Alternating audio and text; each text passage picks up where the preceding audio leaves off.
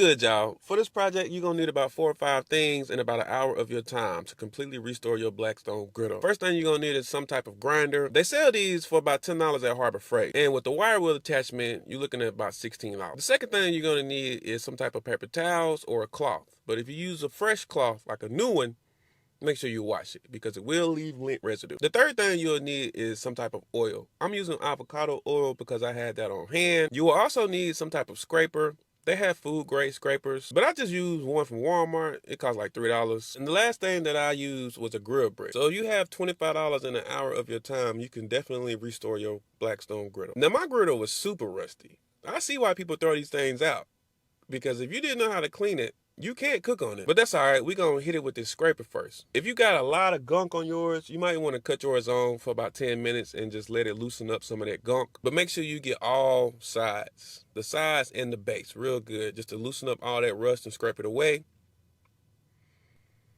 And after that, I just wipe it down before using my grinder. Now my wire wheel on my grinder was on its last leg. I thought I had another one, but I couldn't find it, and I already started recording. So I didn't just want to leave and go to the store and get another one. But if you get a new one, your results will be much better and much faster. But even this used wire wheel did a great job. It just took a little longer than expected, but I'm not complaining. So here I am removing the handle because it doesn't get in the corners very well, but that's okay. We got the grill brick. So before I apply the grill brick, I wipe down all the excess rust that I already scraped off. And then I hit the sides and the corners with the grill brick. Now this thing sheds like crazy, but it gets the job done.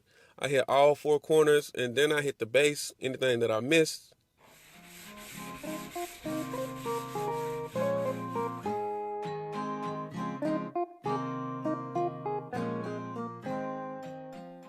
And then I just wipe off all of that dirt, and then I rinse it off. Just make sure when you rinse yours off that you hand dry it with a paper towel. And before it's completely dry, that you hit it with some oil so it won't rust again, because it will instantly rust once it dries. So here I cut it on high, and I want that brown that you see to turn black. So the first stage of the seasoning process, the oil will turn brown. Just apply a thin coat and spread it evenly across, and it'll start to smoke. And once it stops smoking, that's when I add a different coat. And I do this about 3 or 4 times until it turns completely dark. And this is what you want to happen to prevent rust from coming back. This is how you season the griddle.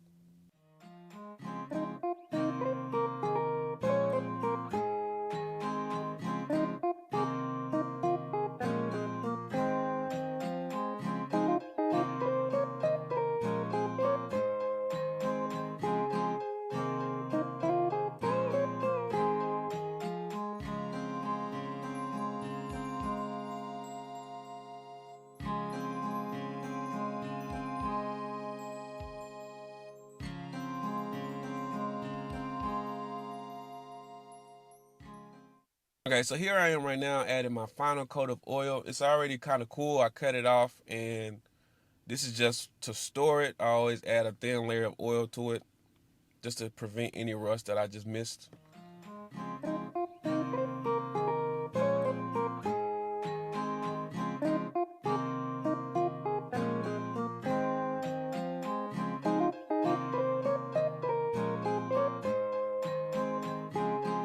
Okay, just a quick recap. Only thing you're gonna need is a grinder, $10 from Harbor Freight. You're gonna need the wire wheel attachment, some oil, a grill brick, and some paper towels. That's the only thing you're gonna need to complete this process. And after you get it all clean, just apply the oil, let it smoke. Once it gets done smoking, you add another coat until it gets dark. Once it gets pretty dark, it is now non-stick and perfectly seasoned. So all thing you got to do is add a thin coat of oil to it, cover it up, and it's ready for your next use. If you made it to the end of this video, I appreciate you. Make sure you subscribe to your boy, leave a comment, and I'll see y'all next time. All right, I'm out.